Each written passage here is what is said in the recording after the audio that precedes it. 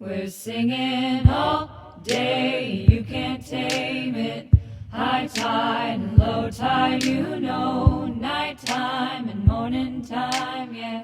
We're going strong, headed up, down the river, oh Lord. I feel the reveling, I feel the change on the rise.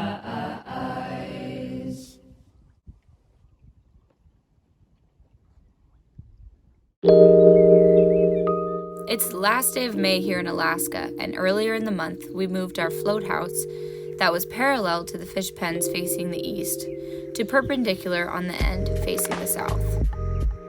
There are two reasons for this. In March and April, the weather can pick up and be more turbulent, so we placed the float house behind the barge to block a lot of wind and weather, especially if we've got an easterly wind blowing directly towards us.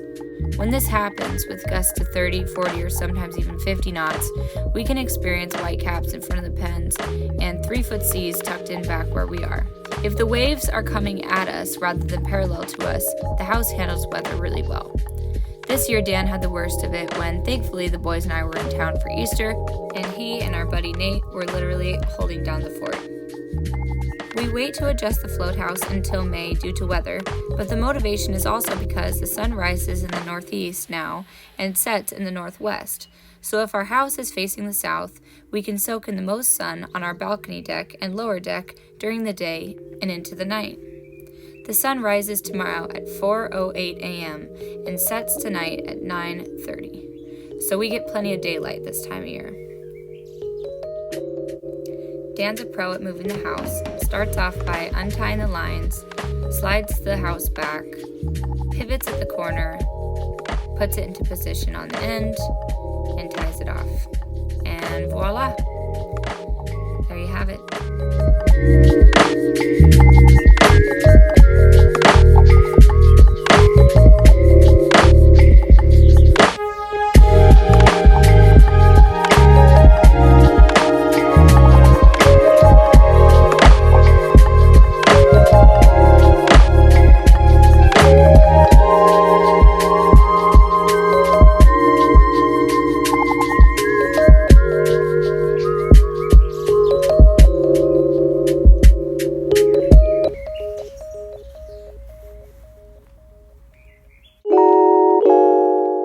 And this was the sunrise the next morning, about 7:30 a.m.